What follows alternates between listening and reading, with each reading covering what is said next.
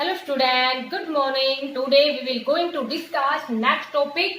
How can we separate a mixture of two immiscible liquid? कि हमारे पास to immiscible liquid है, उनको कैसे सेपरेट करें. ठीक है बेटा, तो पहले आपको इसको समझना है. जब मैं ये बोलती हूँ आपको कि यहाँ से नोट करना है, तब आपको उसको नोट करना है. पहले हम समझेंगे कि मिसिबल लिक्विड और इमिसिबल लिक्विड क्या होते हैं और कैसे उनको सेपरेट करें. बहुत ही सिंपल सा टॉपिक है बेटा. तो देखो, हमारे पास एक मिसिबल लिक्विड होते हैं, दूसरे इमिसिबल लिक्विड होते हैं. तो मिसिबल लिक्विड किनको कहते हैं कि जैसे कि मान लीजिए कंटेनर लिया हमने, या जैसे कि सपोज करो कोई भी गिलास ही ले लिया या कंटेनर ले लिया. कंटेनर के अंदर क्या ले लिया? वाटर. एक कंटेनर लिया जिसके अंदर हमने क्या ले लिया? मिल्क ले लिया. ठीक है बेटा, और दोनों को आपस में मिक्स कर दिया. दोनों को आपस में मिक्स कर दिया और एक यहाँ पर एक कंटेनर ले लिया. ठीक है, अब इस कंटेनर के अंदर जैसे कि हमारे पास जो मिल्क है, मिल्क का कलर व्हाइट होता है. तो जो कंटेनर होगा, जब दोनों को मिक्स करेंगे वाटर और मिल्क को, तो कंप्लीटली का जो कलर है वो हमें व्हाइट व्हाइट ही नजर आएगा. इट मीन्स ये आपस में मिक्स हो गए और इनको हम क्या कहते हैं? मिसिबल लिक्विड कहते हैं. समझ में आया बेटा?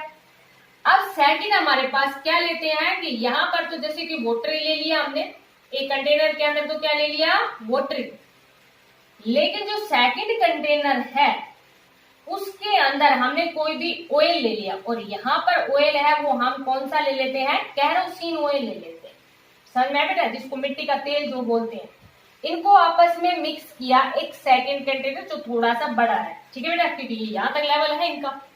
कैरोसिन ऑयल ले लिया या जनरली कोई भी ऑयल ले लेना. यहाँ पर कैरोसिन इसलिए लिया है क्योंकि इसका कलर है वो थोड़ा थोड़ा ब्लू ब्लू सा होता है. तो देखो क्यों लिया है ये भी बता रहे हैं अभी.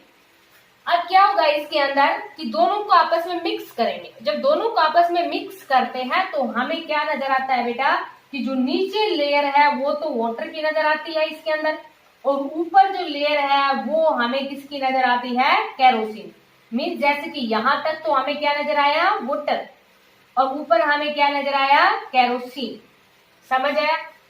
तो यहाँ देखो, जब जो वाटर है उसके ऊपर हमें जैसे जो इसका कलर था, जैसे ब्लू ब्लू कलर होता है, तो ऊपर हमें ब्लू ब्लू कलर की ही परत नजर आएगी.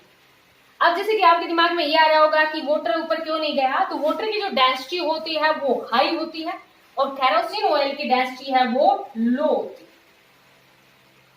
जैसे कि हम आगे फिजिक्स में डिस्कस करेंगे, फ्लोटेशन वाला चैप्टर जो आगे करवाएंगे, कि डेंसिटी का क्या रोल होता है. जैसे कि मान लीजिए आइस है वो फ्लोट करती है. ठीक है बेटा, तो जो भी कोई भी ऑब्जेक्ट है जिनकी डेंसिटी है वो लो होती है, दूसरे ऑब्जेक्ट से वो उनके ऊपर फ्लोट करने लग जाती है. ये तो सारा हम डिस्कस करेंगे. तो वाटर है उसकी हाई डेंसिटी होती है और कैरोसिन ऑयल है उसकी लो डेंसिटी होती है. और आपने देखा भी होगा, जैसे कि मान लीजिए कई बार आपके हाथ है वो बिल्कुल चिकने चिकने होते हैं, ऑयली से होते हैं. मान लीजिए आपने ऑयल का यूज किया है, फिर आप पानी के अंदर अपने हाथ में उनको वॉश करते हो, तो क्या देखते हो कि जो ड्रॉपलेट्स होती हैं वो ऊपर ऊपर से नजर आती है, क्योंकि जो ऑयल की डेंसिटी है वो वाटर की डेंसिटी से कम होती है, और जिनकी डेंसिटी कम होती है वो फ्लोट करती है. ठीक है बेटा, दूसरे सरफेस के ऊपर.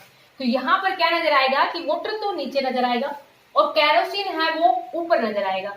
इस लिक्विड को हम क्या कहते हैं? इमिसिबल लिक्विड कहते हैं. इमिसिबल लिक्विड कहते हैं. समझ में बेटा? तो ये आपको नोट करना है थोड़ा सा, ताकि आपको ध्यान रहे कि मिसिबल लिक्विड क्या होते हैं, इमिसिबल लिक्विड क्या होते हैं. ठीक है बेटा, तो ये तो बात समझ आ गई होगी आपको. इमिसिबल लिक्विड किनको कहते हैं. अब इनको हमें क्या करना है? सेपरेट करना है. ठीक है बेटा, तो कौन से लिक्विड को? इमिसिबल लिक्विड के बारे में डिस्कस कर रहे हैं अभी. तो इमिसिबल लिक्विड है उसको कैसे सेपरेट करें. ठीक है बेटा, तो अब देखो क्या करेंगे कि एक सेपरेटिंग फनल लेंगे. ये आपको इतना नोट करना था. उसके बाद में अभी आगे नोट नहीं करना है, पहले समझना है उसके बाद में करना है. तो उसके लिए देखो क्या लेते हैं? एक सेपरेटिंग फनल ले लेते हैं. इस तरह से क्या हमारे पास ये एक सेपरेटिंग फनल है. ठीक है बेटा, एक सेपरेटिंग फनल है.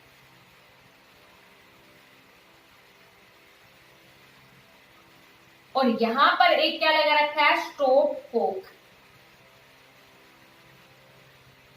Stop Coke. देखो बेटा क्या है ये, कि हमारे पास क्या है सेपरेटिंग फनल, बहुत ही सिंपल सा है सेपरेटिंग फनल। ठीक है, अभी हमने क्या देखा था कि जब दोनों को मिक्स किया तो नीचे तो हमारे पास अभी ये स्टॉप कोक है, ये क्लोज है, बंद है। ठीक है बेटा, तो हमने क्या देखा था कि नीचे तो हमारे पास क्या था वाटर, जैसे नीचे तो हमारे पास क्या था उसके अंदर वाटर, और ऊपर हमारे पास क्या था केरोसिन ऑयल। ठीक है बेटा, और ये हमारे पास क्या है सेपरेटिंग फनल।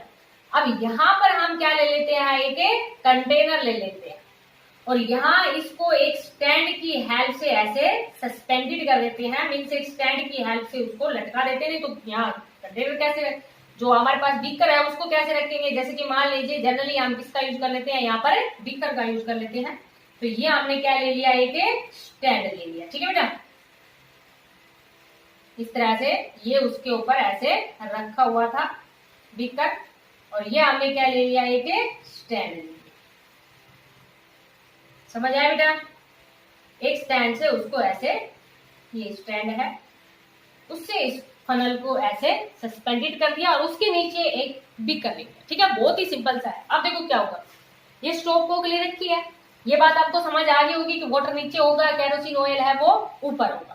अब क्या करेंगे कि जो स्टोव कोक है इसको थोड़ा सा, पहले तो देखो दोनों को मिक्स करने के बाद में थोड़ी देर के लिए इनको रख देंगे। ठीक है बेटा, मीन्स अब इसको हिलाएंगे नहीं, तो क्या होगा, हमारे पास वाटर है वो नीचे सेटल हो जाएगा और केरोसिन ऑयल है वो ऊपर हो जाएगा, मीन्स ये पोजीशन आ गई। अब क्या करेंगे कि जो स्टोव कोक है इसको ओपन करेंगे। जैसे इसको ओपन करेंगे ड्रॉप ड्रॉप करके यहाँ पर इस कंटेनर के अंदर क्या होगा बेटा, कि जब तक ये जो वाटर है, देखो ध्यान रखना ऐसे नहीं है कि ओपन करके रखोगे तो सारा ही आ जाएगा, क्योंकि ये भी तो लिक्विड ही है।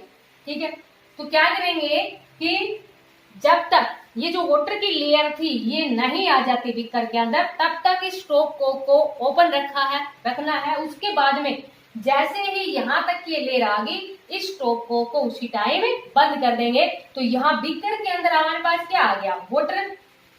समझ में आया बेटा, और यहाँ जो इसके अंदर फनल के अंदर बच गया वो हमारे पास क्या बच गया, केरोसिन ऑयल। तो इस प्रकार से क्या करते हैं, टू इमिसिबल लिक्विड है उनको सेपरेट करते हैं।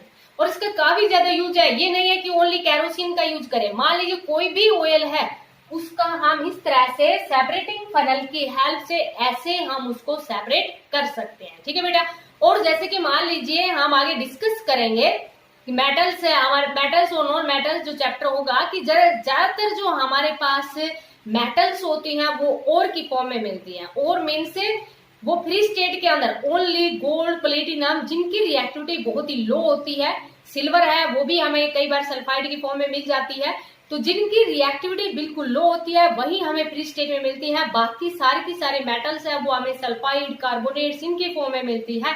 लेकिन उन मेटल्स को हम एक्सट्रैक्ट करते हैं क्योंकि हमें मार्केट के अंदर हर मेटल मिलती है। जैसे आयरन चाहिए तो आयरन मिल जाती है, जो भी मेटल चाहिए। तो किसी भी प्रकार की जो मेटल है उसके ओर से और होते हैं एस, मीन जस्ट ये समझो कि मेटल फ्री स्टेट में ना मिलके उनकी सल्फाइड या ऑक्साइड की फॉर्म में मिलती है। ये समझो ऑक्साइड की फॉर्म में मिल रही है, मीन्स ऑक्सीजन के साथ रिएक्शन करके, क्योंकि ऑक्सीजन है वो काफी ज्यादा मात्रा में है। ठीक है बेटा, तो या कुछ हमारे पास जैसे कि नाइट्रोजन के बारे में जानते हो आप कि नाइट्रोजन है तो उसकी फॉर्म में मिल जाती है वो उसके साथ मिक्स होके। तो फिर उन मेटल्स को हम अलग करते हैं, तो उसके लिए भी हम इसी तरह का मेथड है वो यूज कर लेते हैं कि पहले जैसे कि मान लीजिए हमारे पास आयरन ऑक्साइड की फॉर्म में मिली, आयरन ऑक्साइड की फॉर्म में मिली, तो फिर क्या करते हैं कि उसको एक, जैसे कि मान लीजिए हमारे पास एक भट्टी होती है, उसके अंदर उसको काफी ज्यादा मेल्ट किया जाता है। पहले आयरन ऑक्साइड को मोल्टन स्टेट के अंदर ले लेते हैं इस तरह से। ठीक है बेटा, आयरन है उसको मोल्टन स्टेट के अंदर ले लेते हैं और फिर क्या होता है कि हमें आयरन चाहिए ओनली, तो फिर उसके बाद में मोल्टन स्टेट के अंदर जब इसको लेते हैं तो क्या होता है कि जिनकी डेंसिटी हाई होती है, जैसे आयरन की डेंसिटी हाई है उसके ऑक्साइड की फॉर्म में, तो वो सलग के रूप में ऊपर रह जाता है और आयरन है वो नीचे सेटल हो जाता है। इस प्रकार से हम कोई भी मेटल है उसको एक्सट्रैक्ट करते हैं। तो ये बेटा आपको सब समझाने के लिए था।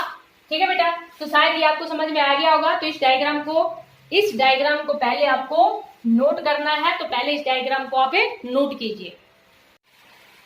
देखो बेटा, अब आपको ऐसे नोट करना है, जैसे कि जो अभी आपको बताया वो स्टेप वाइज आपको ऐसे लिखना है। क्या क्या लिखना है, step first put the mixture of water and kerosene oil in A funnel, समझ आ गया होगा आपको। सेकंड में put a beaker under the tip of funnel, जो टिप ऑफ फनल है उसके नीचे बीकर को रख दिया। थर्ड के अंदर oil and water will settle in 2 layers, तो ऑयल एंड वाटर है वो सेटल हो गए 2 लेयर्स के अंदर। ये भी आपको बता दिया था कि ऑयल है वो ऊपर सेटल होगा और वाटर है वो नीचे सेटल होगा। ये डिपेंड करता है उनकी डेंसिटी के ऊपर, जिनकी डेंसिटी हाई होती है वो नीचे होती है, जिनकी डेंसिटी लो होती है वो ऊपर सेटल होते हैं। समझ में आया बेटा। फोर्थ स्टेप में आपको क्या बताया था कि open the stopcock slowly so that water collect in beaker drop by drop, means धीरे धीरे, नहीं तो क्या होगा एकदम से सारा का सारा निकल जाएगा, उसके अंदर फिर सेपरेट ही नहीं हो पाएगा। ठीक है बेटा। उसके बाद में just when all the water has come out close the stopcock, ठीक है बेटा, सॉरी स्टॉप है कोक। क्या करना है कि जब सारा वाटर कलेक्ट हो जाएगा बीकर के अंदर, उसी टाइम हमें जो स्टॉप कोक है उसको क्लोज कर देना, जस्ट उसी टाइम, नहीं तो क्या होगा फिर जो केरोसिन ऑयल है वो बीकर के अंदर आ जाएगा, फिर सेपरेट नहीं हो पाएगा।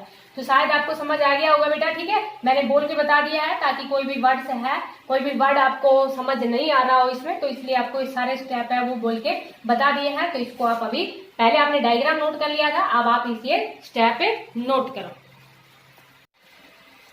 अब हमें क्या लिखनी है, इसके एप्लीकेशंस कि कहां कहां पर हम इनका यूज करते हैं। तो जैसे कि अभी आपको बताया था, to separate the mixture of oil and water, की कोई भी ऑयल है एंड वाटर को उनको सेपरेट करने के लिए हम इसका यूज करते हैं, सेपरेटिंग फनल का।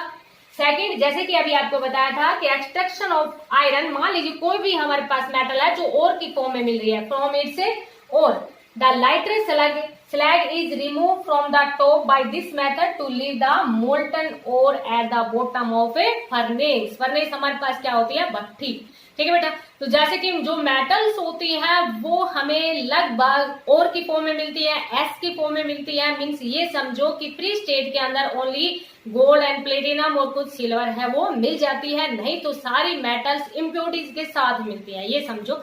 लेकिन हमें उनको मेटल को एक्सट्रैक्ट करना है, मीन्स हमें ओनली प्योर मेटल चाहिए, तो उसके लिए पहले क्या करते हैं, फर्नेस के अंदर, भट्टी के अंदर जो भी मेटल जिस भी ओर के अंदर मिली है, जिस भी एस की फॉर्म में मिली है, उसको पहले मेल्ट किया जाता है, मीन्स उसको पिघलाया जाता है। और पिघलाने के बाद में क्या होता है कि जो लाइटर स्लैग है वो रिमूव्ड, मीन्स जो इम्प्योरिटी जो लाइटर थी वो ऊपर आ जाती है, और जैसे कि यहाँ आयरन है उसकी डेंसिटी ज्यादा है तो वो बॉटम के अंदर सेटल हो जाता है, और इस प्रकार से उनको अलग कर लेते हैं। समझ में आया बेटा।